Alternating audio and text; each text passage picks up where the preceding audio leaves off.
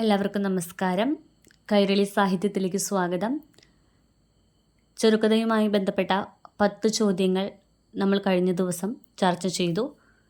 നമുക്കിനി കുറച്ച് ചോദ്യങ്ങൾ കൂടി ചർച്ച ചെയ്യാം.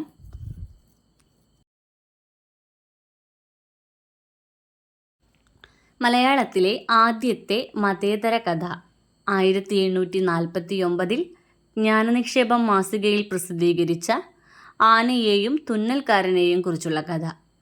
ആദ്യത്തെ മതേതര കഥ ആനയെയും തുന്നൽക്കാരനെയും കുറിച്ചുള്ള കഥയാണ്. അത് 1749 ജ്ഞാനനിക്ഷേപം മാസികയിലാണ് പ്രസിദ്ധീകരിച്ചത്.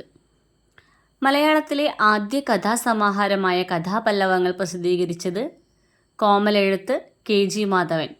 മലയാളത്തിലെ ആദ്യ കഥാസമാഹാരം കഥാപല്ലവങ്ങളാണ്. അത് പ്രസിദ്ധീകരിച്ചത് കോമലെഴുത്ത് KG മാധവൻ.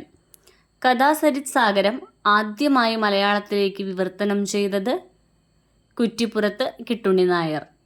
കഥാസരിത് സാഗരം കുറ്റിപ്പുറത്ത് കിട്ടുണ്ണി നായർ. M. സുകുമാരൻ്റെ കഥകളെ മഹിളാളി മഹാസ്പദം എന്ന് വിളിച്ചത് M. അച്യുതൻ. M. അച്യുതനാണ് M. സുകുമാരൻ്റെ കഥകളെ മഹിളാളി മഹാസ്പദം എന്ന് വിളിച്ചത്. M. സുകുമാരൻ, M. അച്യുതൻ എന്നൊക്കെ മനസ്സിൽ ഓർത്ത് വയ്ക്കുക. ഇതിനു മുമ്പത്തെ ഒരു വീഡിയോ ഉണ്ട്, ആദ്യകാല ചെറുകഥകൾ.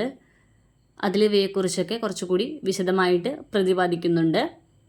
അഹല്യ ആരുടെ കഥ? ഒടുവിൽ ശങ്കരക്കുട്ടി മേനോൻ.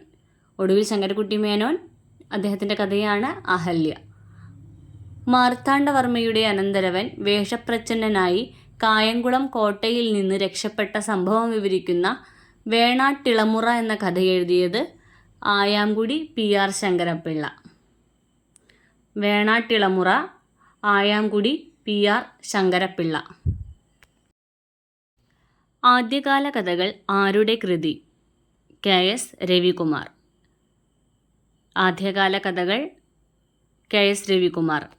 കഥാസാഹിത്യത്തിൻ്റെ വളർച്ചയ്ക്ക് സഹായകമായി EV കൃഷ്ണപിള്ളയുടെ ഭാര്യ K. മഹേശ്വരിയമ്മ പുറത്തിറക്കിയ മാസികയാണ് കഥാകൗമുദി. കഥാകൗമുദി 1920. മലയാളത്തിലെ ആദ്യത്തെ പെൺകഥാകാരി M. സരസ്വതി ബായി. ആദ്യത്തെ പെൺകഥാകാരി ആരാണ്? M. സരസ്വതി ബായി.